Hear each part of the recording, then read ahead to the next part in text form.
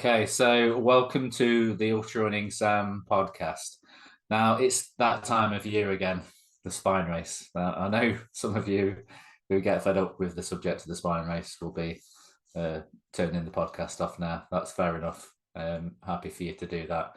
But for those of you that are interested in the spine race, we've got something exciting. So for the next few weeks, we'll be having different interviews with people connected with the race.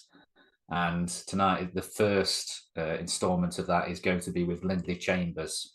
Now, if you're associated with the race, you'll know who Lindley is. So he is a big part of the race organisation. He is a master of ceremonies over all of the kit list.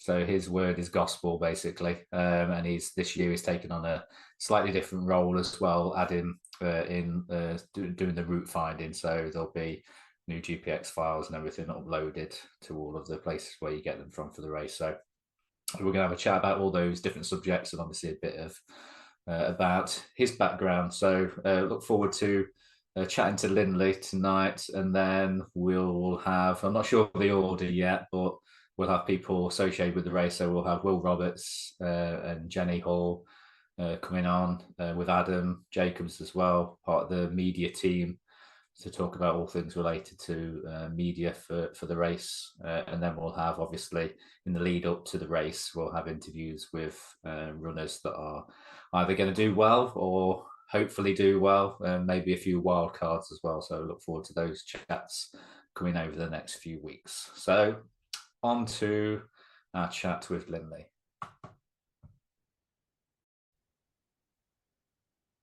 Okay, we are recording. So welcome to the Ultra Running Sam podcast, Lindley Chambers. Hi Sam, it's good to be here, mate. Excellent. Cheers. So firstly then, tell us where you're broadcasting from this evening. Currently I'm in my camper van parked just off the Wessendon Road, which is up by Wessendon Head in the Peak District. Yeah, is that where the reservoirs are? Yes, so Wessendon Head Reservoir is on the Pennine Way, so I'm just a little bit of a route check-in before January's winter races. Yeah, amazing. Yeah, there's quite a bit of the route to check, isn't there? Yeah, thankfully I don't have to check everything on it. I'm just checking a couple of the diversions. There's a particular diversion up here that is unlikely to be completed, so there's a route around it that I just wanted to make sure was going to be suitable for runners. Yeah, absolutely. So as Lindsay's just said, for listening and watching, if his signal dips out, it's because he's up on the Pennine Way and relying on Starlink. But so far so good. So we'll see how we go. So it's pretty solid so far. So for people listening and watching, then sort of, can you give us your origin story, your backstory of how you became the infamous Lindley at the spine race, and your sort of background and how you got into trail running and everything? Sort of, where do you start? So from a point of view of trail running, when I left the military quite a number of years ago, over 20 years ago, I obviously didn't want to run ever again because the army makes you run quite a lot and shouts at you, and I had no intention of running. But then I had this mad idea of doing London Marathon before I was 30. I did London Marathon, decided it was a rubbish time, did a bunch of other marathons, including 4 or 5 other Londons, and then decided I didn't want to go fast anymore because I was rubbish at it. And I decided I would try some trail running and some longer distance stuff. So my first sort of proper trail race, I suppose, was an ultra called the Downlands Ultra Challenge in about 2005 or 6. That was an old 30-mile one along the South Downs. Doesn't exist anymore, but that was the first one I think I ever did. And since then did a bunch of other races. I don't really know how many, ranging from just your average short trail race up to probably the furthest completion would be Grand Union at 145 miles, and had some attempts at some longer stuff like Thames Ring 250, Spartathlon, had a few goes at that. Never managed to bag a finish at it. And loads of other stuff in between. So, and then as I've got older and fatter, I decided to organise some races, and I organised a few races and work on a few races for other people and stuff like that, really. Yeah, so you've sort of been in ultra in and around ultra running from the time where before it was the boom, the recent boom. So back in the days where you could get into races quite easily. Yeah, like I say, my first ultra was 2005 or six, I think. And my first Grand Union, I believe, was 2011, I think. And but at that time, there wasn't too many. I think Grand Union was only one of three or four in the UK that was 100 miles or further. And now, obviously, if you look at the calendar, there's probably 25, 30 of that sort of distance. I think Thames Ring 250 in 2009, when it first started, was the longest race in Europe at 250 miles, and pretty much of a cult thing. The internet didn't really exist as a massive tool for doing stuff. It took a few years after that before you started getting the online forums like Runners World forums, Fetch Everyone, that type of stuff.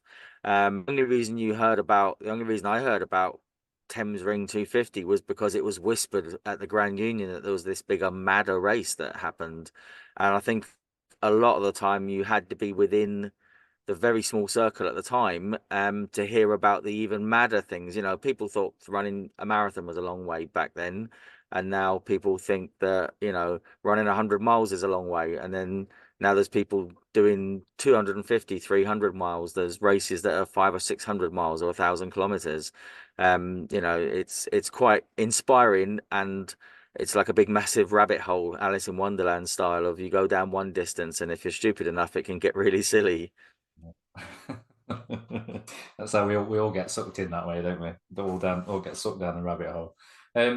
So your name is sort of synonymous with the spine race, and especially with anything related to kit. So what exactly is your role within the spine race organisation? And I know people kind of fear your words at times when they're on emails and on the notice boards on Facebook on the spine pages and stuff.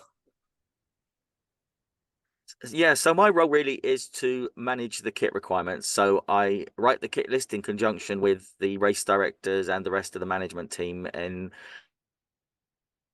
in the fact that after every race, there's always some incidents, there's some stuff that goes on. I have a look at and I discuss with the race directors and other people, give suggestions about how we can potentially manage a particular risk that's come up or a particular incident. Is it possible to manage that with kit requirements or stipulating certain things or giving advice or education? Or is it just something that, is down to that runner making an error or a mistake or just a, sheer accident, bad, unfortunate thing that happens, such as someone slipping over and there's just nothing you can do about that. But, so you sort of have to go back about 7 years ago for my involvement. I was on the race crewing my girlfriend who was running in the Challenger. At that time, there was no such thing as a Challenger South. It was just Challenger and Main Spine. And she ran in that and I crewed her. And as part of that, I got chatting to people at the race. The next year, they were short someone to help manage a safety team. Because during the race, there's half a dozen safety teams who go around and check on runners, will walk out on the course and make sure people are well, and if necessary, be the sort of first point of call before mountain rescue get there and stuff like that. So a bunch of very experienced outdoors people make up half a dozen teams. And so I managed one of those teams for a few years. And there were a few incidents about kit. The kit list used to be probably one A4 sheet of paper with just a bullet pointed list, not dissimilar to the list we have now, a few less items, but not dissimilar. It just didn't have a huge amount of detail on it. But you could argue that back then, the people who were attracted to the spine were the more serious, very experienced runners that pretty much knew what to bring and knew the difference between a good waterproof, a bad waterproof, and the purpose of, goggles for the wind and things like that. And as the race grew and, rightly so, gained publicity and was promoted and picked up a lot of other people and expanded to these, 4 distances we have now, it started to be that we had people of very different skill sets, experiences, people with from different countries who haven't experienced the horrible dank wetness of a peat bog in January. And they and so the kit list, there was a few incidents where people didn't have kit that they were supposed to have. A couple of people made poor judgments with kit, and so it needed a bit more detail. And there was one particular incident that meant that, you know, there were some hard decisions had to be made about some runners, and a bit of an incident happened, and I offered essentially to help with managing the kit and making it more detailed, and having a bit more of a management of the kit checks and making them a little bit firmer, a little bit more constructed. And in conjunction with the race directors, they then let me loose on organizing that. And that was probably 4 years ago, 5 years ago, when I took that over as a role alongside safety team work. So I would do the kit checks, and then I would work on a safety team. I'd manage one of the safety teams. But with the expansion of the races and the increase in numbers, the kit has become its own job. I no longer manage a safety team. I just manage the kit stuff. But that means during the race, if someone loses something, like for example, last year somebody lost a mobile phone, another person, their iPhone got too wet and it stopped working. Well, that would have been them out of the race. But I float around the course with a box of spare stuff, or I go and buy things for people, and you know, we build and make them buy spares. But we run out and we try and save that person's race if we can. So if they've lost a pair of gloves, we try and find them a pair of gloves. We'll try and fix the problem. We won't let them on the course without those things because they're obviously critical, but we will go and see what we can do. And that's sort of become my role. I manage the decisions around penalties, whether they can continue in the race while they're missing something, or what we can do to fix that problem and get the person back in the event if they're missing a critical piece of equipment. And yeah, it's just morphed into a full-time job. I suppose it's probably because I'm a bit geeky with kit. I like a gadget. I like a piece of shiny kit. I think that comes from my military days. You loved a bit of shiny thing. And that sort of ended up with you know, I get to learn a lot of stuff, so I can get really geeky over kit. I can talk to companies. I can get to see all the kit that people send me. So the facility now is that there's an email address. They send me an email saying, will this pass? What's your advice on this? What do you think about this? I get to see lots of different things. I have to go and do some research sometimes.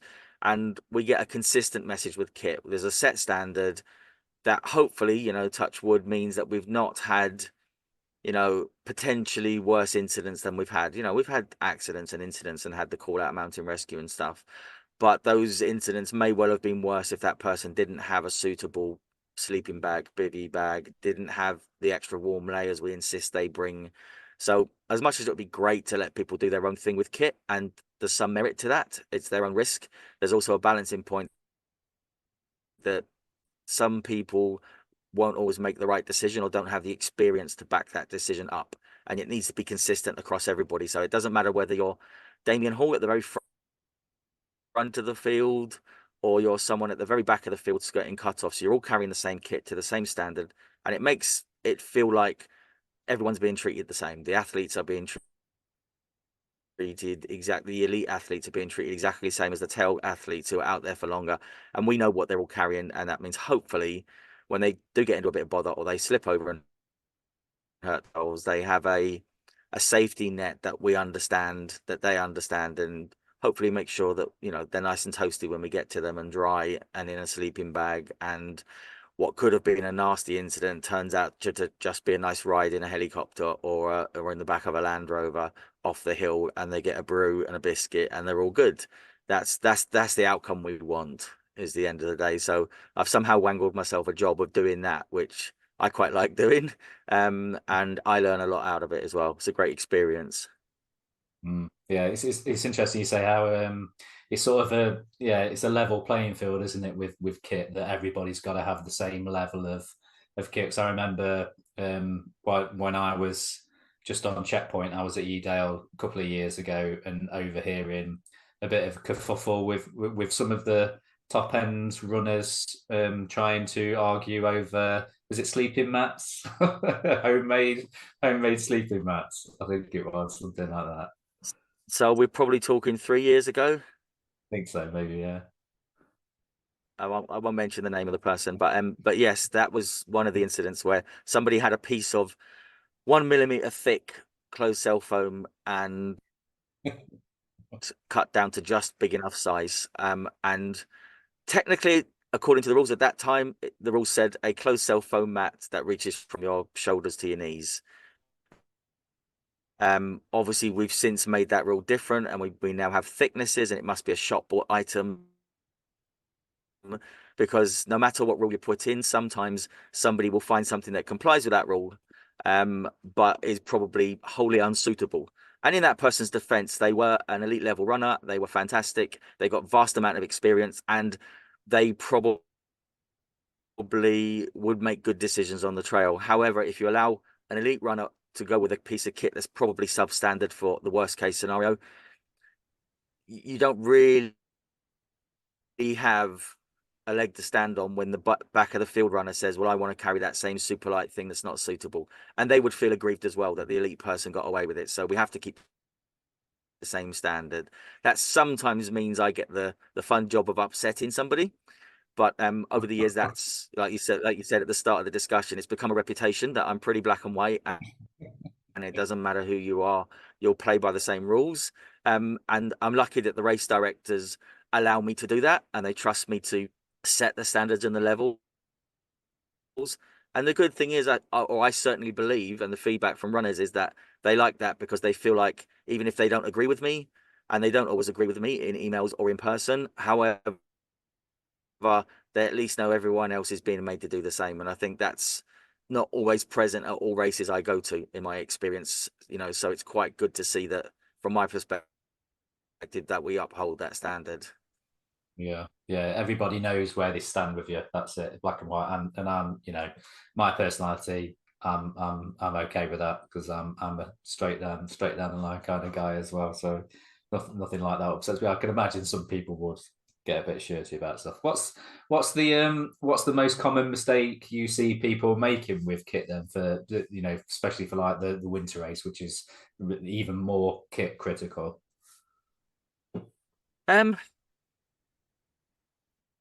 I would say there's a few things really, and it really probably comes down to 3 or 4 different items. So sleeping bags are always a difficult thing. Not everyone understands the rating systems on sleeping bags. And to be fair, some sleeping bag manufacturers aren't particularly good at how they advertise or call the ratings. And there are some sleeping bag manufacturers that don't list ratings at all in the same sense as the EN standard or ISO standard ratings of having a comfort limit and extreme. So a good example is of a really good company that doesn't do that because they do their own testing is PhD. Top brand stuff. Pete Hutchinson Designs, amazing company. All their stuff is top.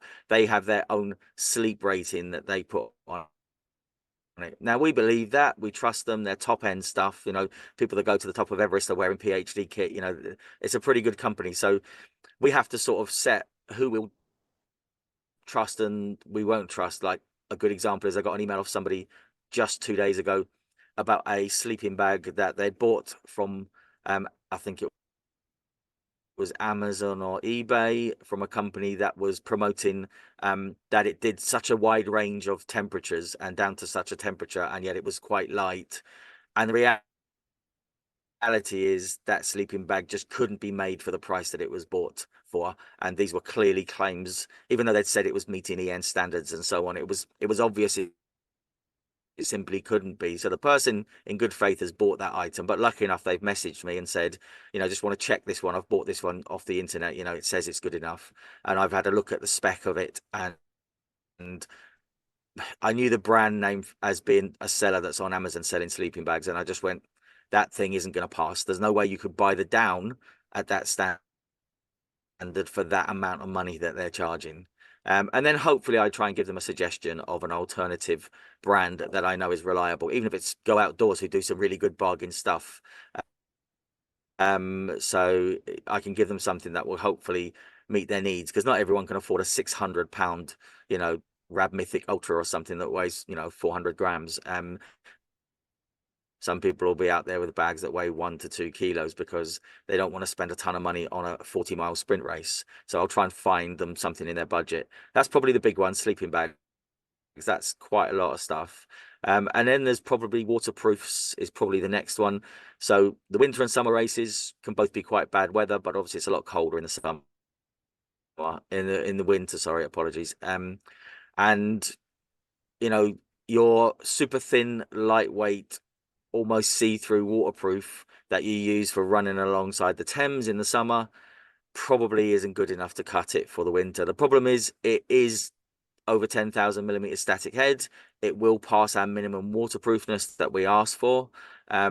But I try and advise people if they ask that we probably need something a bit more thicker and durable. It doesn't have to be Gore-Tex, but something similar that's 2 or 3 layers that will hold a bit of heat. That's the big problem with that stuff. It's durability and stuff. So we try and advise people. So people will sometimes send me things and I'll go, technically that will pass, but I'd probably advise you against that.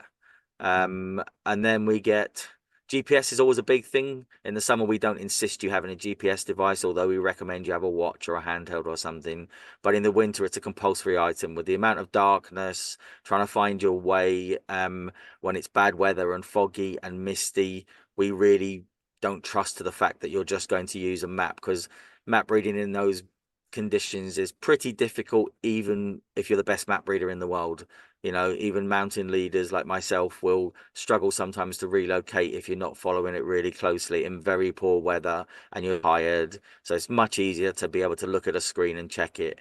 And we insist on a handheld for a few reasons, such as bigger screen, bigger buttons, better antenna. It's much easier to operate with gloves than your watch. You don't have to expose skin to see it. There's a load of things on the kit list that sort of does that. So they're probably the top 3 items. And then I suppose probably things like bivy bags, advice about bivy bags and that, because there are a few companies selling bivy bags where everyone assumes every bivy bag's waterproof. And there are some brands of bivy bag that are not suitable for the type of weather that we're at, even though they're either marginally waterproof or they are. A good example is probably the Rab Survival Zone Light Bivy. It's a really good bivy, probably designed to work at snow level where you're getting ice and snow falling. It's pretty light, but it's not technically waterproof because it's not over 1500 millimeter static head. But people see it. It doesn't say anything on the advertising that it's not waterproof, but it also doesn't say it is waterproof. It says weather resistant, I think is the phrase they use.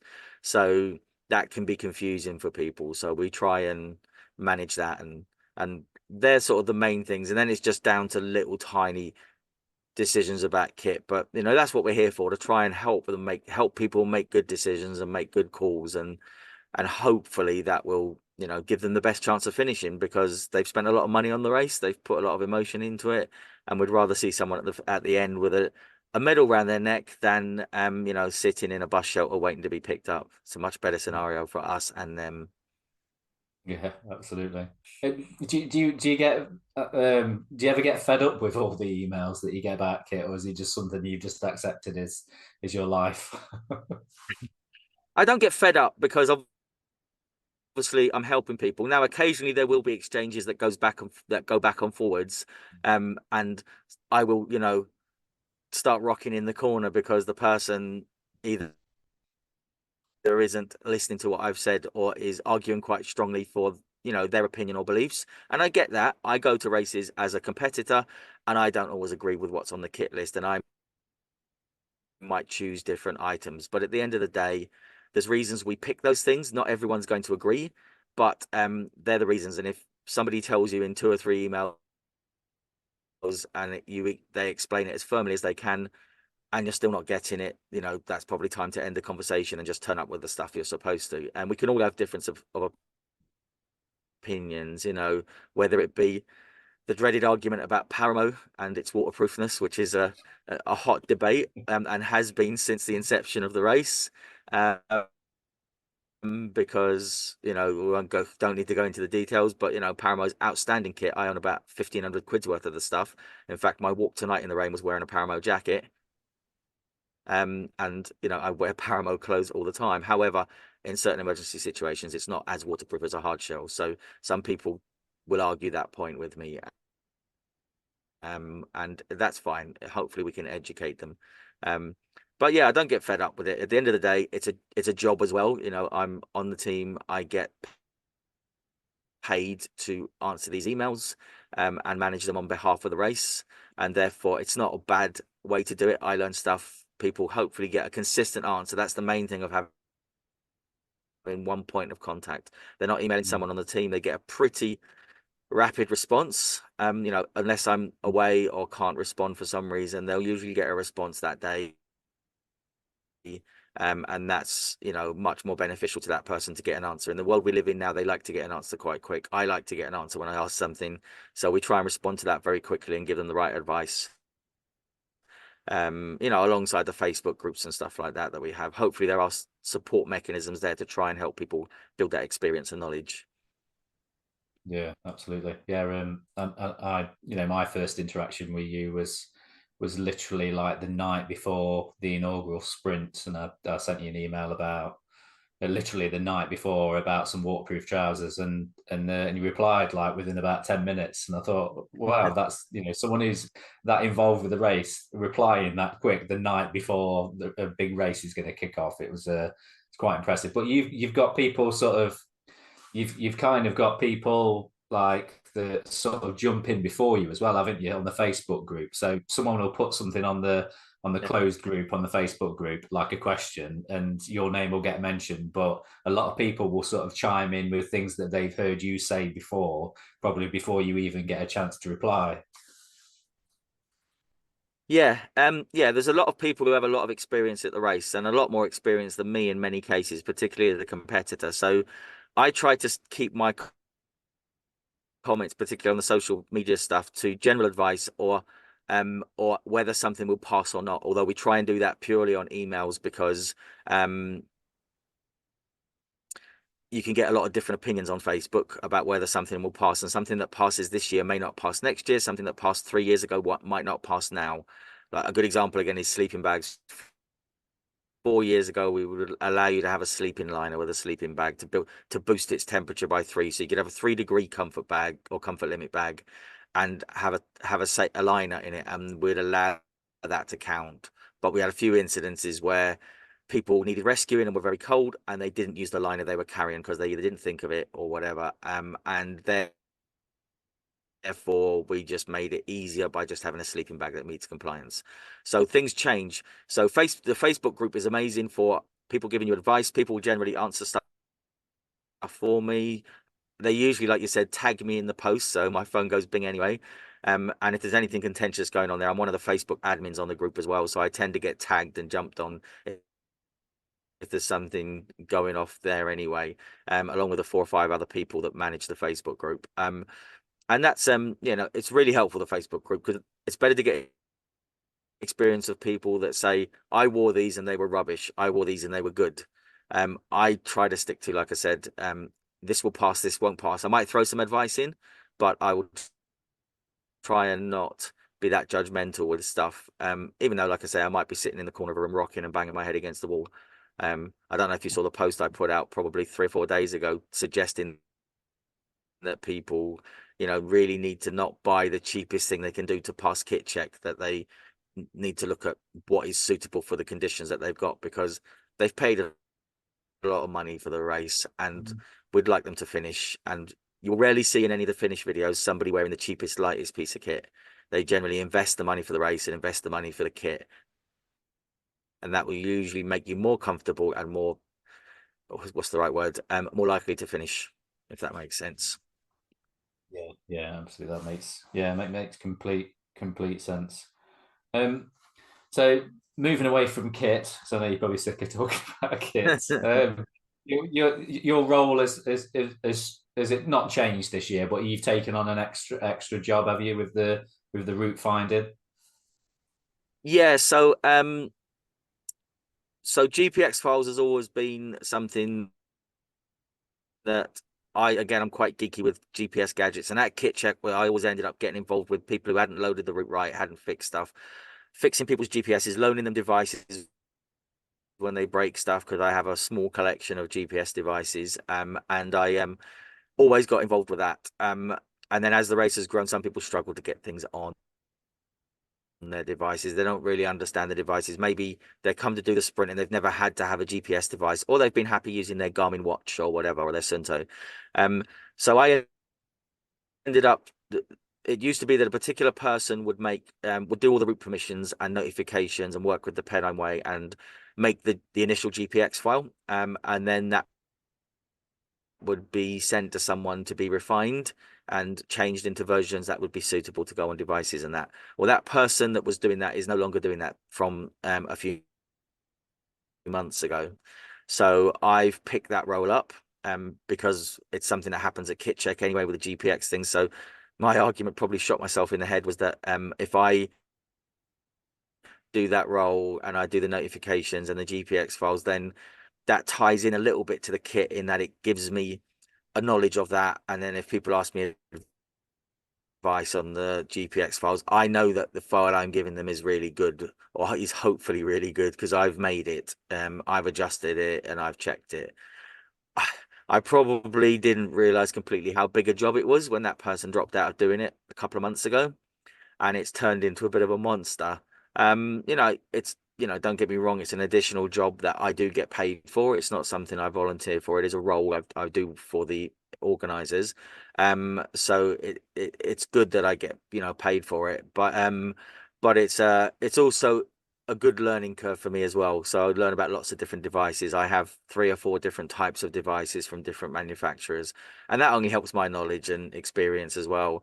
But yeah, hopefully we can slowly work on the files each year, and get a really accurate file, because if there's a mistake in the file, a runner might go past the gate, go past the fence, go the wrong way on the wrong side of a river. And that may seem like nothing if you're running 5 miles, but if that happens 20 times over 268 miles, it can be an issue, not just for the runner getting lost and running out of time, but it can be a safety issue and stuff like that. Even with the trackers, we still would rather people stayed on the track. It's much easier to find them. So as the races evolve, we've got more files to do, more work to do. People expect, 5 years ago, the GPX file only needed to be rough because people weren't expecting the devices to be bang on, but tech's got so much better. Watches are so much better, and handhelds are so much more accurate. And so the people are expecting that line that you see on the screen is exactly where you stood. It's never going to be that accurate. It's going to be a few meters out potentially, but it should be pretty close to the path. So the expectations have grown of the standards. So yeah, I probably stupidly volunteered to do that. And then ended up being the person who was doing all the notifications with the councils and working with the Pennine Way also said they didn't want to do that anymore. And so I've ended up with everything in one go. So it's been a bit of a learning curve. I've put probably this month so far, I've probably put 30 hours in on doing route stuff. We're just about to release the routes for the winter races, which I should really be releasing a link to those to a page I've set up for those around the 3rd. Again, because there's a complaint we've had in the past is that generally we haven't released race routes until a week or 2 before the race. That's quite late to issue a set of files, especially if people want to recce the genuine route with the diversions and alterations. So it makes it really challenging for people to do those routes. It makes it particularly difficult for runners from abroad who might tie doing the racing with a 3 or 4 week holiday here. If they come over and they don't bring their laptops or their cables or whatever, it's quite a difficult thing for them to do, especially if they want to come over for a week or 2 before to recce some of the sections or whatever. That makes it really challenging for people to happen, and people would rather see exactly what they're going to walk as far out as possible. So I tried to make a commitment that I would get that to the runners, or at least a very good version of it, by the beginning of December. And at the moment, it looks like that's going to happen. That doesn't mean that we won't have to do some minor alterations or signpost some extra diversions on the day because of weather or because a footpath has suddenly closed or some trees come down. But we hopefully are helping the runners out a little bit better this year by giving them a file earlier before Christmas. Call it an early Christmas present if you like. We give them a file that they can at least over Christmas, when they got some time off, maybe go and check out some areas they're worried about, or that they're worried about climbing Pennygent in the nighttime or Cauldron Snout or something. So that maybe they can go and have a look at those and get a good accurate file to play with. And we'll see the proof's in the pudding, as they say. We'll see what the feedback is at the end of me doing the role for winter and see if it's been beneficial and what we can improve. Yeah, I'm sure that it can only get better, can't it? Like you say, with technology, things get better all the time. So you've got to kind of match that. I know I there was a there was a section on the side of the summer Challenger North, and there was a couple of bits where you were on a path, and then the arrow was taking you off across the field, and you were thinking, is this going to join up with another path? Should I stay on this path? But you follow the arrow and you go across the field, and then you realise that if you'd stayed on the original path, it would have gone round and got to that point anyway. And you just think, should I have doubled back? And when you're like tired in the middle of the night, and you think, and you stop, and you're soaking wet, and you're like, do I want to go across that field? Do I want to stay on that path? If I stay on the path, is it longer? Is it shorter by cutting across? So I think the more accurate the routes are, I think you're only going to get you're not going to get complaints. That's for sure. I know that from personal experience. Yeah, and I've got to thank a lot of the runners. So I put out something on Facebook probably a month ago asking for people to check preliminary versions of the route, and the page that I've set up, I set that up a while ago and I started dropping stuff onto it. And I gave certain people access. I think 31 runners that have been out checking for me, and they include people like Nikki Spinks and stuff like that has been out doing some bits for me. And so getting genuine feedback from people that I trust and people that are out there, and they send me their GPX files. And from what you just said, I would guess that was a particular section where the path drifted off around to the right. You got to a road, you turned left, and then you went right again. I suspect that was probably that road crossing. Damien, if it makes you feel any better, Damien Hall went straight across as well, and straight across the field following the old GPX file, which was a straight line across that. And that is something that is a particular section that we've changed and we've looked at. So Damien Hall went wonky there. John Kelly went wonky on his race there as well. Claire Banworth, when she did her run this year, she went wonky there. And ironically, the people who weren't paying so much attention to the GPX files followed the path to the road, turned left, and then turned right, and and it was the right thing to do. So yeah, the problem is there's like variations of the route. So the public right of way will be the green lines or red lines if you're 1 in 50,000, but they are what in time immemorial was the official right of way. But the ground gets eroded and people travel cut corners, or they wiggle around because it's a bit hilly or bumpy, and you end up with a track worn in. Now they show up generally on open source mapping like Google Mapping. That's generally based on data from people or aerial photography that shows a track. If you got a satellite view, you'll sometimes see the track is very different if you overlay it against the public right of way. But then when you've got open access land, people start making tracks everywhere, so it can be quite hard. So something I've been trying to do is look at also the data from people's trackers. So that will be something in the future we'll do. I'll collate all the I'll pick several people's trackers and download their GPX files from that, and hopefully we'll start to build a set of files that are pretty accurate, and we can get a consistent message. Damien Hall sent me his from his race that he won last year. A few other people sent me their GPX files from races. I pinched John Kelly's and Claire Banworth's off Strava and put them in, and piece of software I'm using, I can overlay dozens of routes all in different colors and then see where they go compared to the the master file that I have. And if there's a consistent 5 or 6 people are taking what is clearly the right path, we can drag the points of that path onto it. It'll be an evolution. There'll be bits that probably still aren't right. I've got some feedback today from somebody saying that where I'm saying on the Cam High Road where I've said to turn off to take the right fork, I've actually put the point probably 50 meters short of where it should be.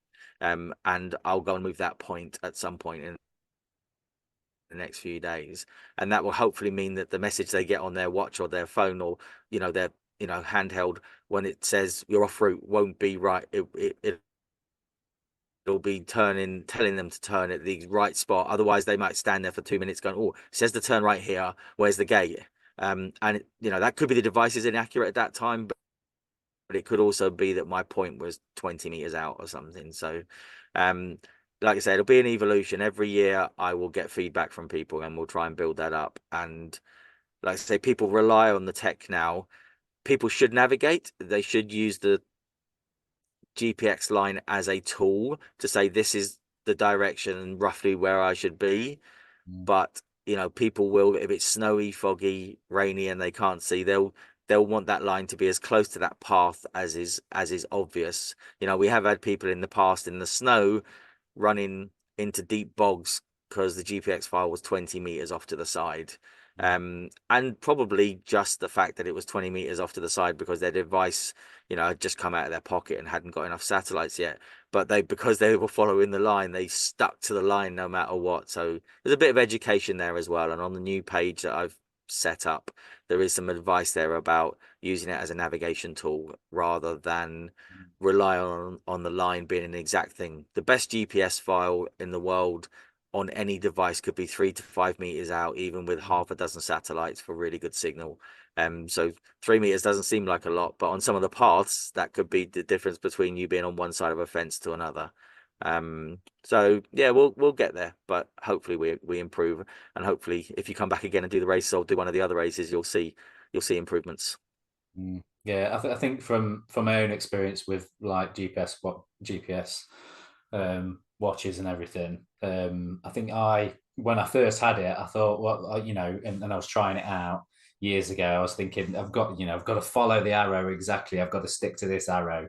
And then over time, I realized that with the lag and everything with satellites, you're better off if you can see where you think you should be going. You're better off just going in the direction that you think you should be going, and then wait until it tells you that you really are off course. Because sometimes, I mean, you'll know this. They'll just say for a split second they'll say off course, and then you'll be back on course again. So if you just keep going, you more or less end up in the right place. But I suppose the danger with the spine races is obviously, yeah, like you say, fog, wind, rain, snow. You could be, it could be the difference between being on the wrong side of a stone wall stone wall and cursing having to climb over a stone wall.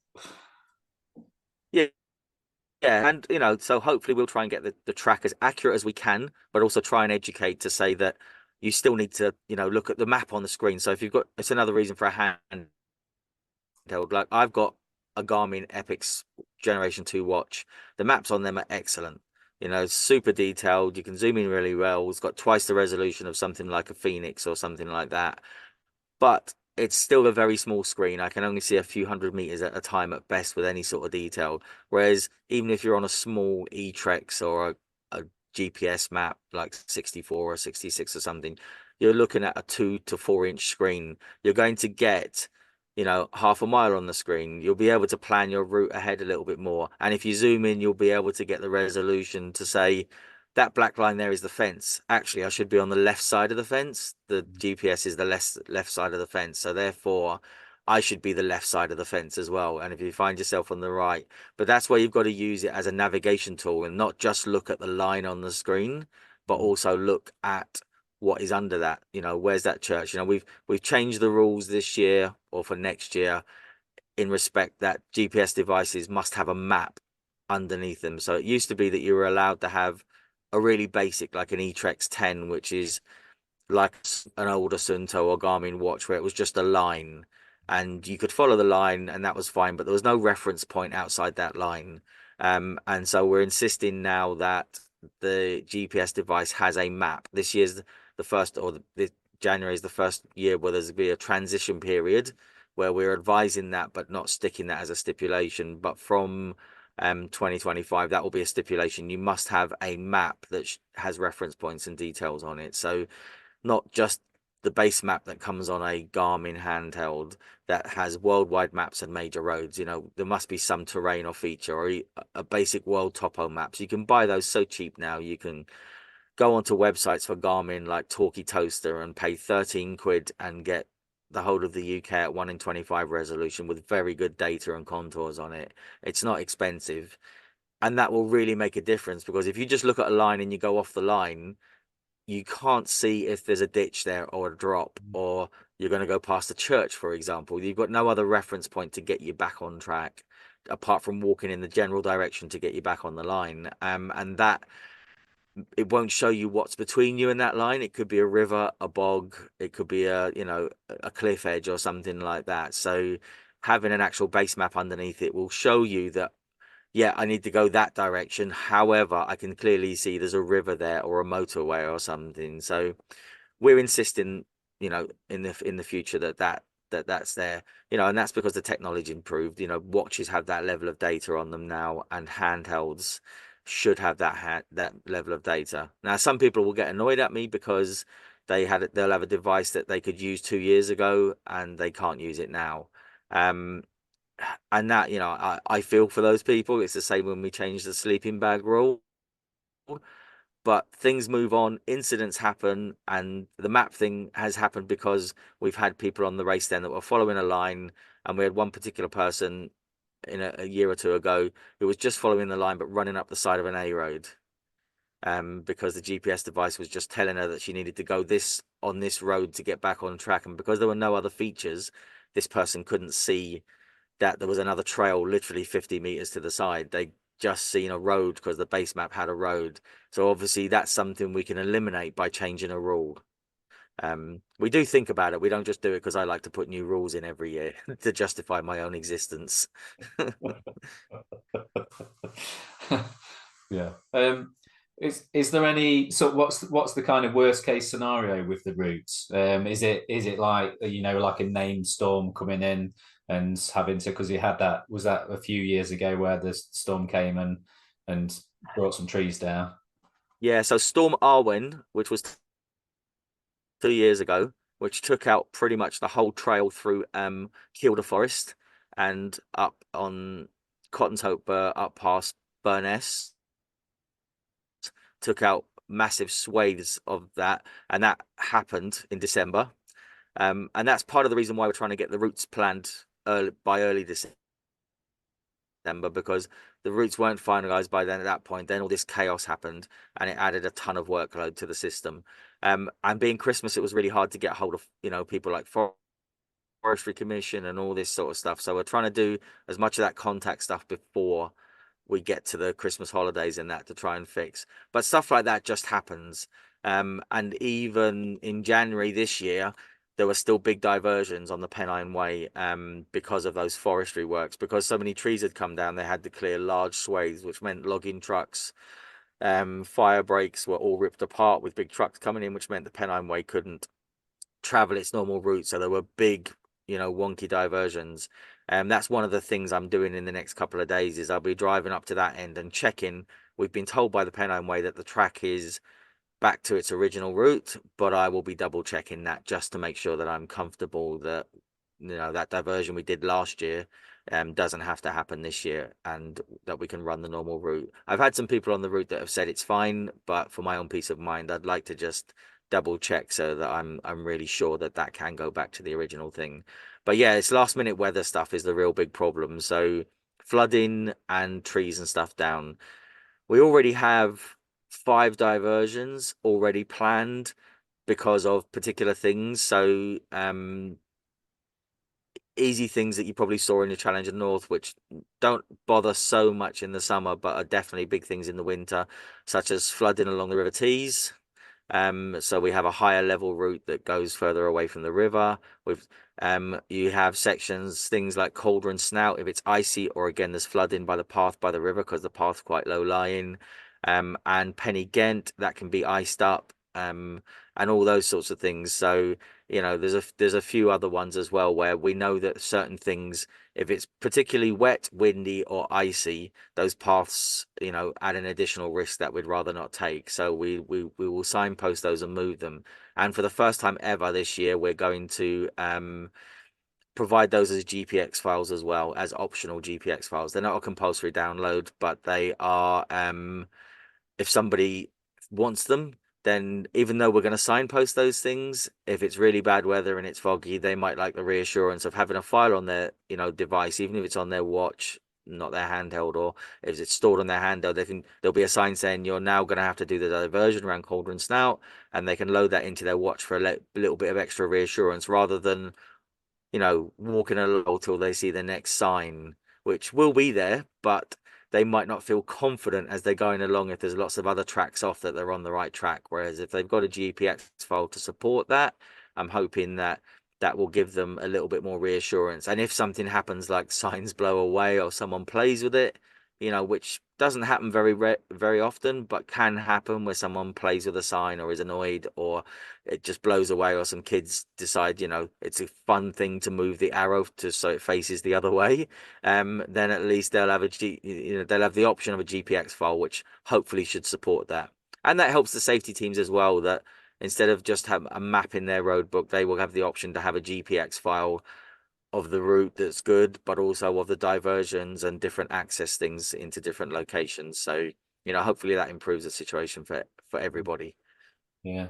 So I suppose, would that be something that, because I know a lot of people, I did this on North, has had each section between the checkpoints broken down into a separate file so that you could load when you got to Middleton, you knew that you loaded up the next section to get up to the next checkpoint and everything like that. So will that be that you would have an alternative GPX file for that section, and then someone will be saying you need the alternative one if you load in that when you leave here, you need the alternative because it's got the diversion? Would it be like that?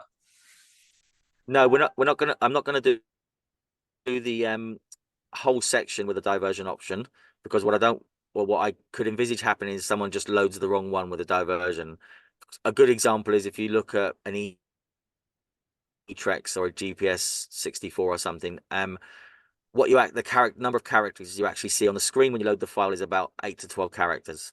So if it already says, for example, the file names are going to be Win 24 full spine, so FS, CP1 to CP2. That's about all we can get on the screen. You can click on it and see more writing, but when people are just glancing at it, to then add in the words diversion and stuff, I'm conscious that might cause a problem. So that there will be a file that just says, in the case of Cauldron Snout, we'll just say Cauldron Snout diversion, and that will happen at the point they need to leave the Pennine Way. So there will be a sign. The safety teams will put out signs if we're planning diversions. They'll put out a sign saying you need to follow a diversion. Please follow the arrows. But at that point, they'll know that it's the diversion, and therefore they should load the diversion file from their device. Like you were saying, you had all the things in sections, so we're offering a full route of each one if people want to put the whole thing in their device, but we're also offering it in sections as well. And broken down, some devices like watches and really old handhelds can only handle 1,000 waypoints. Newer handhelds can handle 10,000.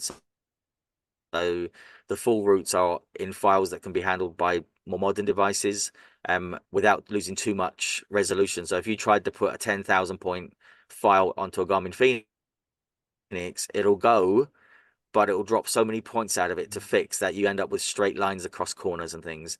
So to avoid that, I've filtered those files down to sections. Each section has less than 1,000 points. I've set it at 999, for example, and that means that, and then I've had to scan that whole route to make sure that none of that things were happening by the system, as in they were cutting straight across fields, and if necessary I was putting interim points in to make sure it made you go to the corner of a bend and round. And that should hopefully mean that even though there's less points, there's less big long straight bits like that bit you were mentioning that you had that just sent you across a field, because when that file was created there was a point one end of that section and a point on the other, and it just drew a line across, and that was the GPS file. And you followed it because you thought that was the right line, and we want to try and stop that happening. So yeah, when the page is live, you'll be able to see it, and you'll be able to see it as well.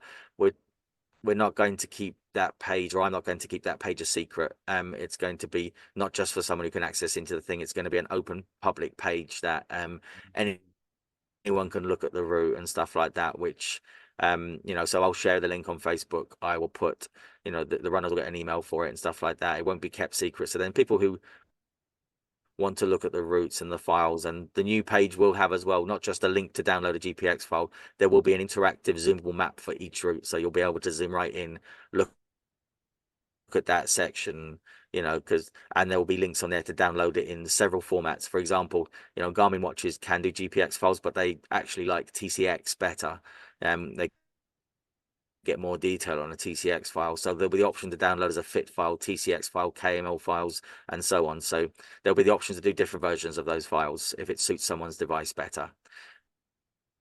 And hopefully that helps. Like if people want to put it into Google Earth, a KML file is much better for Google Earth. Fit files, some devices like doing a fit file. There are certain things, I think Polar Watches might do fit files and stuff like that. So there are different devices like different formats, and hopefully we give them the option to download different things. And that should cause, in theory, less errors. We've had people with devices that have struggled to download the whole file, or it gets shortened and truncated. So if the device can't squeeze all the points on, a good example is the old full spine root file was 16,000 points. If you put that onto an eTrex or something, it's not smart enough to filter that itself. So what happens is that file would look like it had gone on, and there'd be a picture of it on the screen, but the line would run out at, in this case, it would run out at pretty much Alston Youth Hostel at exactly. So people would leave the youth hostel and wonder why they couldn't see any further route on their device. And that's usually what it was, is that they'd put the whole file on and the memory couldn't handle that number of points. So by filtering it down and adjusting it, hopefully that means that those things happen less, because usually what happens is I have to drive back from Bellingham. They have to sit there for an hour till I get back there, and I reload a new version of the file onto their device with my laptop that I've got in the van. And that, if they're close to cut-off times, they can't go without a working device because it's a safety device. But we don't want to make them sit there for 2 hours till someone comes with a laptop and can fix it, because that might mean their race is out. If they're close to the cutoffs, that will probably mean their day's over. And like we said several times already, I don't want that to happen. The only reason they stop is because they physically can't continue anymore, or a safety reason. I don't want it to be because they've lost a bit of kit or something has stopped working. I loaned out 2 GPS devices last year, and they turned to me afterwards. We might charge a small fee for loaning them, or a deposit, and if we get them back, they get their money back. But we want people to finish and try and fix problems if we can do it. Yeah, absolutely. That's brilliant. So this year, then there should be even less reason for people to get lost. Then, like people like Jack Scott last year, where he had his little diversion. He did have a wander around. He's not the only one. Like when John Kelly did his record on the course, I have no idea how he did the record, because if you looked at his GPX file, he probably spent 20% of the time off the course, off the Pennine Way. If you saw it, you'd be amazed at how little time he spent on the actual Pennine Way. Just probably because he was tired and pushing hard. And hopefully there's less issues, but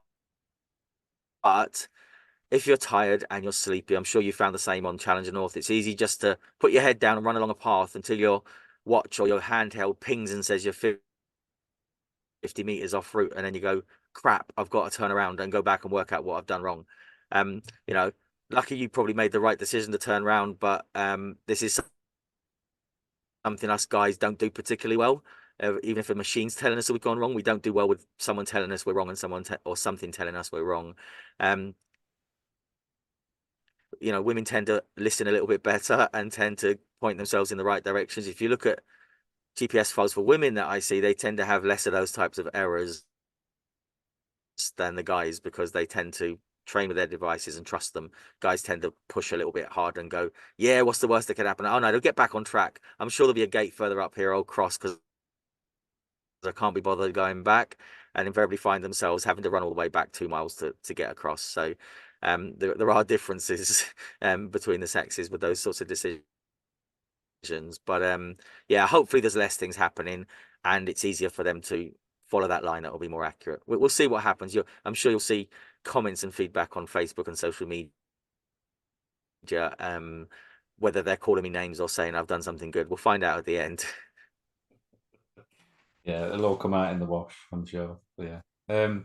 So just what is it? Obviously, I view myself as part of the Spine family. You obviously are part of the Spine family. What is it about the race that makes you keep coming back every year? I think, yeah, it sounds really cheesy, that hashtag Spine family thing that sort of existed over the years, but I think it's psychologically, I think there's a lot of merit to a shared challenging experience. I think it's the same thing that you find in people that have been like myself, who've been in the military or the fire service, or people who do ambulance job crews, or people that have been through some challenge or adversity. You know, you can count runners, adventure racers, people that have had a difficult time. I think there's an emotional attachment to something that, if it's been really hard and there's effort put into it, the reward is higher. So it's that thing, you have to do something really challenging to feel like you've earned something. And I think that happens on both sides of the team. You know, that happens with the runners, obviously, like yourself. I'm sure you felt that at the end, like you'd actually achieved something that was truly challenging and not, you know, something that was well within your capabilities. I'm sure that gives you a different feeling. However, that happens on this our side of the team as well. You know, whether it's from Phil, the race director and owner, all the way down to the person that's making the lasagna at Alston. You know, they're all part of the big team, and they feel like they played a part in, you know, someone getting to the finish. And, you know, sometimes you have to make bad decisions. I've had to pull people out of the race before, or helped, you know, make that decision. And that's a really bad thing I'd rather not do. But then most of the time that person comes back the next year and I get to shake their hand and say, well done, you came back and you beat it. And, you know, probably one of the best stories, if you've seen, if have you watched the video, the 10th year anniversary film? Yeah, yeah. Yeah, so Thomas Legrand was in that, the French guy, who didn't finish one year and was so upset because he got disorientated and tired and kept running back the wrong way down the trail. And I was the person who unfortunately had to make the call that he shouldn't continue, and spoke to the race director, and we pulled him from the race. He was so angry and so upset when he was at Alston. He was emotionally invested in the race, and he felt really bad about it. But it was amazing the next year to see him come back and finish and feel like, you know what, that was something he said in the video of him at the wall of the borders in, when he touched the wall. He felt like he was part of the Spine family now because he'd come and he succeeded. I don't think you have to finish to be part of the Spine family. I think you just have to have immersed yourself and be involved. Whether you're, you know, Damien Hall, John Kelly, you know, Yasmin Paris right at the front, or whether you're the person that finishes at the very back of the field with 10 minutes to the whole cutoff. I think you feel like you've achieved something, you've earned for it. And the only people that understand you probably are people that are involved in the race. You can tell your family, your wife, your girlfriend, your husband, your boyfriend, your grandma, everybody else. I'm sure you tell everyone you can do after the race, but those people get that you've done something hard, but they don't get what you've done. And I think only people involved in the race can actually understand that. So stuff like that brings you back, because it is a great environment, even though we might pull our hair out at times, even though stuff doesn't always go as well as it should. And, you know, there's a lot of looking like swans but paddling under the water goes on behind the scenes. We'd be wrong if we said that doesn't happen. It very much does happen, and it happens at any event you go to. But the runner's experience is the important thing, and at the end of it, everyone can feel, you know, the hundreds of people that are working on the checkpoints. You've seen it, the amount of people at all the checkpoints and helping out along the route. They all feel like they've been some part of, you know, even, you know, your finish on Challenger North. People feel like they helped that person to the finish. They were part of it. They can say, I was there when such and such finished, when such and such did that. And that's a good feeling. We like to fill up I think a phrase I heard a year or two ago, our feels bank. You know, you like the good feelings, you know, you need to fill that up now and again. And if you do something that makes you feel good, it's like the pay it forward type thing. If you can do something that makes you feel good, then that's something you'll probably come back to doing it more and more often. And this does make you feel good. It makes me feel good. Yes, it is a job, and yes, I get paid for it. You know, I'm not going to pretend I don't. There are hundreds of people, however, that don't get paid for working on the Spine race. There's only a small core of people that get paid, and they come back every year and volunteer because they have all those feelings that I describe, that I get as well, but I'm lucky it's a job. But there are people that come back and they work tirelessly, you know, like Deb's in the kitchen at Alston making 8 billion, you know, trays of lasagna, you know, all the way through, or Caroline and Will running the safety teams and just banging their head against finding people all the way along, or all the grief that Phil, the owner, will get all the way through the year trying to set the race up and having to deal with it, but he gets to feel good and hand out medals at the end, and pat people on the back and get loads of people saying to him how amazing their experience was. So yeah, I think lots of reasons why, but if something makes you feel good and you enjoy doing it, if it's possible for you to continue doing it, you probably should. Yeah, yeah, absolutely. Well, I'll get to experience that again because I'm in for the full winter. Yeah. January. So yeah, I'm coming.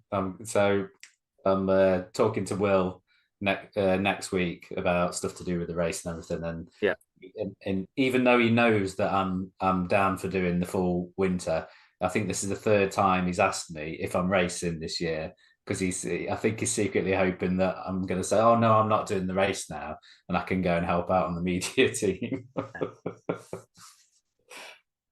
Well, there you go. Yeah, so looking forward to January. I'm definitely going to be sending you some emails about kits in the coming weeks because I've got some major bits that I need to purchase. Yeah, no, that's the whole point of the email system. Just ask whatever you need to do. I had a guy the other day sent me a spreadsheet of every item that he has on his kit list, and asking for, does it pass and is it suitable? I don't mind doing that. It doesn't take me long to skim down a spreadsheet. I might get through the whole list in 5-10 minutes. It's not a big deal.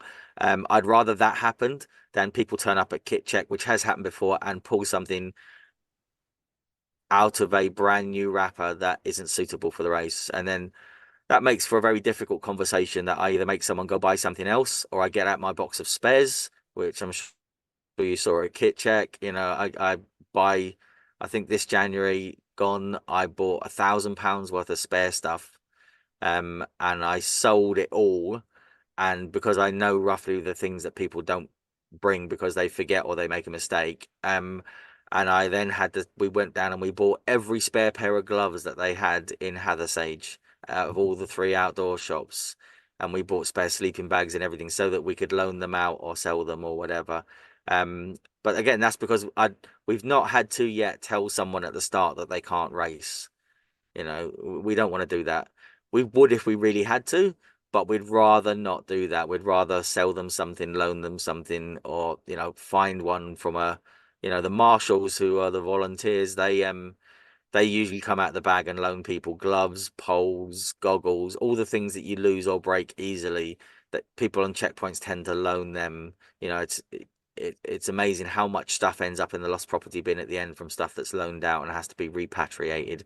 I'm sure Dean, on the team pulls his hair out trying to, repatriate boxes and boxes of stuff at the end because it just gets lost. I think I've probably still got a set of Mountain King poles that I lent out that I never ever saw again. They're probably in a dark corner somewhere in the corner of the storeroom, and I'll probably never see them again. Either that or someone's running around the hill with them because they were given to another runner who had lost theirs. I don't know. Yeah, it'll all turn up eventually. Absolutely. Amazing. Well, it's been great chatting to you, Lindley, and getting some background information behind the scenes stuff. And if I know a lot of people on the Spine Facebook group are as nerdy as you say you are about kit and everything. So I'm sure people will be interested in listening to our little chat about behind the scenes stuff at the Spine. So appreciate you giving you time, and I know it's not the best circumstances for you being up on the course at the minute. So appreciate Starlink and you being able to talk to us as you have. No, that's cool. Just happy to have a chat, and I think it's really, really good for us to be open and explain. And for me, I feel it's the right thing to do to explain how we come to decisions and what we do and what we're genuinely trying to do, because it's easy to sit on one side of it and go, well, that's a stupid rule, or that's a stupid piece of kit. I don't agree with that. And at least don't have to agree, like I said before, but hopefully you understand that we are genuinely trying to put something in. It might be that I agree that it's not the best item of kit or that it's not the best way of doing something, but there's also factors such as how easy is it to check something if it's very vague, or if there's 5 different versions of something. It's much easier to be black and white and say devices. Handhelds are a good example. watches like my Epix watch and some of the later generation Suntos and that, massive battery life, massive ability for maps. They've got AMOLED screens on them. It's as clear as looking at a handheld. But we have to make a distinction. We have to have a distinction, and we can't do stuff on a device by device, piece of clothing by piece of clothing decision. Even though that's something we're trying to do in the future, or I'm trying to do in the future, is there will eventually be some web pages which have definitive yes and no's on kit. So it will say, okay, Alp Kit Pipe Dream 400, it will say yes, and there'll be a list then, and hopefully that will reduce some of the traffic and reduce the possibility of me answering the same question 15 times in a week. It will hopefully have a definitive list. So there's stuff we can improve. We're still by all means we're not doing it as well as we could do yet, but we're trying to head that direction, certainly from a kit and route perspective. Absolutely. And for anybody wondering, Lindley has the last word.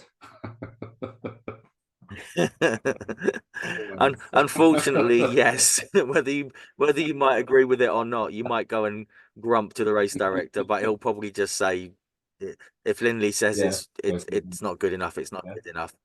I'm lucky that they trust me to do that, and I've built up a reputation over the year of, and people need to understand as well, my bark on the internet and my reputation on the internet isn't quite as bad as I am in person or on the day, but I would rather that I was cross with you in an email, or a little bit sarcastic, or a little bit grumpy with you, and that put the fear of God into you to have the right thing. Then you turn up thinking, oh, that'll be all right, and we have a whole different discussion, and maybe you don't start the race, or maybe you get into a bit of bother on the race, or you have to spend, as somebody did last year, have to spend 250 quid on a new sleeping bag, because the one you've brought is wholly inappropriate for the event. I'd rather you were scared and people say stuff, oh, Lindley will be grumpy and he'll be sarcastic. I don't care. I'm quite happy to do that and have that reputation. I don't, you won't hurt my feelings by telling me you think I'm a whatever. It won't bother me whatsoever. I can guarantee you, I spent 8 years in the military and 12 years in the fire service. There's not a name you can call me that will offend me. It's just not possible. Awesome. And at the end of the day, it's all about safety, isn't it? Safety first. It is. The whole kit list is based around safety. It's the minimum you should have when you leave a checkpoint in order to keep you safe should the worst case happen. That's completely what the ethos is. We could add loads of other stupid stuff to it, but and advise stuff. But that's not what it's about. Like you probably saw on the summer list, there was recommendations for handhelds, sleeping bags if you're going to sleep out, and stuff like that. But they're not compulsory. They're just recommendations. We've added to the list silly things now, like recommendation for this year is one of them is to have a towel in your drop bag, because we found people weren't bringing towels. Then they'd have a shower at a checkpoint and didn't have a towel. Bringing slides or flip-flops or sandals for the showers and for walking around the checkpoint rather than having your feet exposed, and that was because someone kicked a chair leg or something and broke a toe. And it sounds silly, but adding those little things might prevent something stupid like that happening again. And people concentrate on all those items on the kit list, and then we'll forget a towel or something like that. So we try to jog people's memory and stuff like that, and hopefully we get there. The problem is it ends up as a ridiculously onerous document, which it is, as I'm sure you'll sort of agree to, that you look at it and you see, I think for summer that you did, I think it was like 12 pages long or something, and it's a fairly hefty document, and a lot of people get put off. I try and do as much with pictures and colors as I can, but yeah, it's a difficult thing for people to read, and that's again something I'll be working on for next summer, to try and how can we get the same information across but without having so many words in it. We'll see what we can do with that, because the more people read it and digest the information, the better it is for everybody. Yeah, absolutely. Yeah, always be prepared, like a good boy scout. Well, thanks, Lindley. I appreciate you coming on and giving us some of your time and giving that information. I know it'll be valuable for many people. So thanks for coming on, mate. No, you're welcome. It's very much appreciated. And if there's any email you need to send me, just ping it over, and we'll answer it as best we can. I will do. Thanks, Lindley. Cheers. All right, cheers, mate.